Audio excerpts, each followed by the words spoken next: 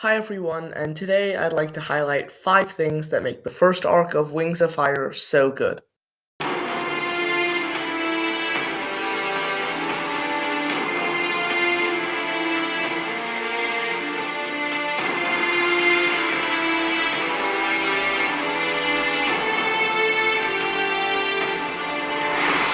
I've been a fan of Wings of Fire since January 3rd, 2018, when I picked up a copy of Wings of Fire: The Lost Heir. I finished the title within hours, and in less time than that, decided that Wings of Fire was the best book series I had ever read. So today I'd like to highlight 5 things that really drew me and other readers to Wings of Fire, mainly pertaining to the first story arc of the series. And I know you've heard this far too many times to count, but please like, comment, and subscribe to my channel. Thank you, and on with the video. Number 1. The world.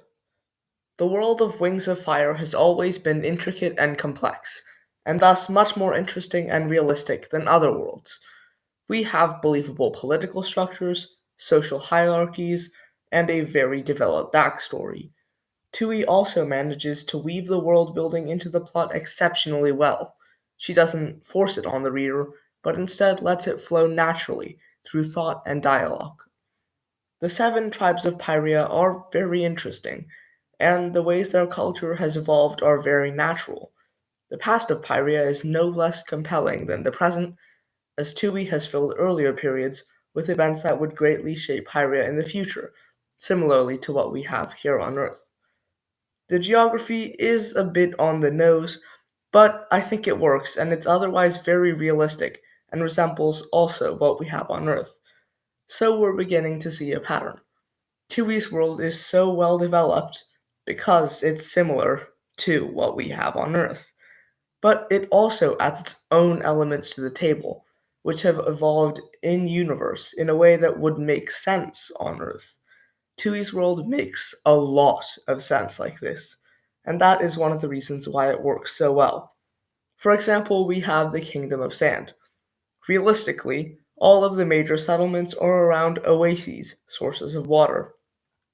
The Queen and her advisors do have control of the land, but it isn't absolute, and there are other powers at play, along with subordinate or paramilitary officials, like Thorn or the Outlaws. And speaking of Thorn and Water, Thorn, in control of the Oasis, and Water of the Scorpion Den, is effectively in control of all of the town's affairs, like we see historically. The world is also made more interesting by the inclusion of hybrid tribes and cities such as Possibility and Sanctuary. They show us normal dragon lifestyle, but also color Pyria to make it more diverse. And, bonus point, they're on rivers, which are viable water sources. Number 2. Characters. Something else that Wings of Fire does much differently than other books, particularly for the genre and target audience, is how the series portrays character. Tui knows and shows that people, or really dragons in this case, are not black and white. All sorts of people do good and bad things, and good and evil are subjective. This rule does get a little broken with Darkness of Dragons, but considering I'm only focusing on Arc 1 right now, that's a conversation for another video. Basically, what I'm talking about is that there is nobody who's evil just because they want to be, and even the purest of heroes are imperfect. The villains have complex motives, ranging from mere greed to vengeance to a simple desire to do the right thing. And to be clear, I'm not saying that someone like Scarlet or the Sandwing sisters aren't evil. They absolutely are. However, we can understand why they do what they do, and that already makes them so much more interesting as characters. Something else Wings of Fire did really well with character, even from the earliest stages, is giving all of the characters reasonable flaws.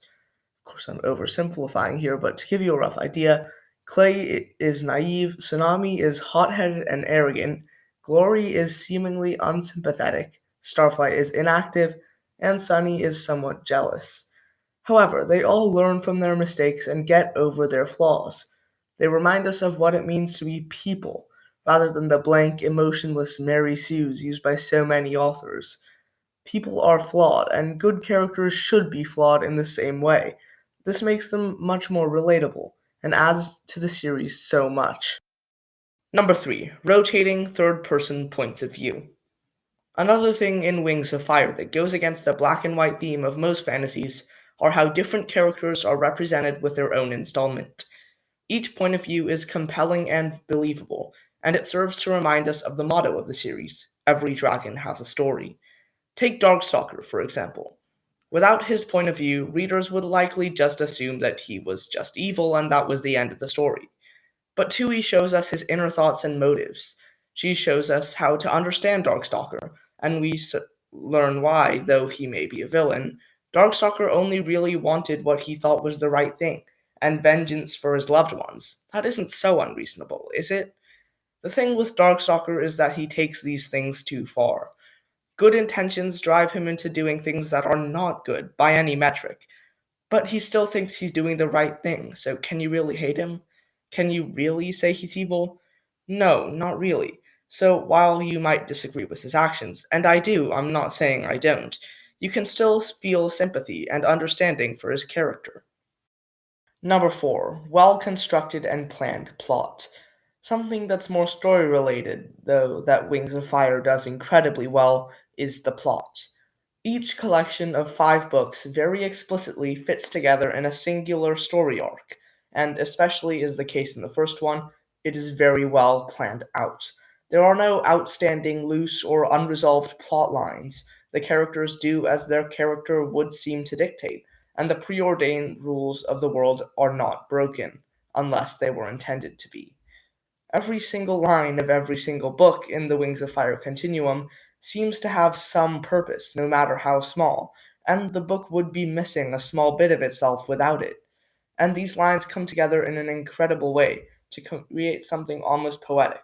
When the plot climaxes in The Brightest Night, you can see that Tui has planned pretty much everything from the very start. Number 5, messages and themes. Wings of Fire, though it is a fantasy series, also teaches us valuable lessons for real life, such as that well-intentioned actions can result in terrible consequences, things are never truly black and white, and that power only really leads to greed in the end. Wings of Fire has a very mature theme, for example, teaching people how powerful of a tool cunning is, with the ultimate defeat of Burn by Blister, and it doesn't hesitate to show us the horrors of war in full gory detail. Most of all, Wings of Fire teaches us that every dragon has a story, and that story deserves to be told. For now, here were 5 things that I think the first arc of Wings of Fire does really well, and how it attracts new readers, including myself, with these things. Thank you so much for watching, and please leave a like if you enjoyed the video, comment with anything you'd like to say, and subscribe for more Wings of Fire content.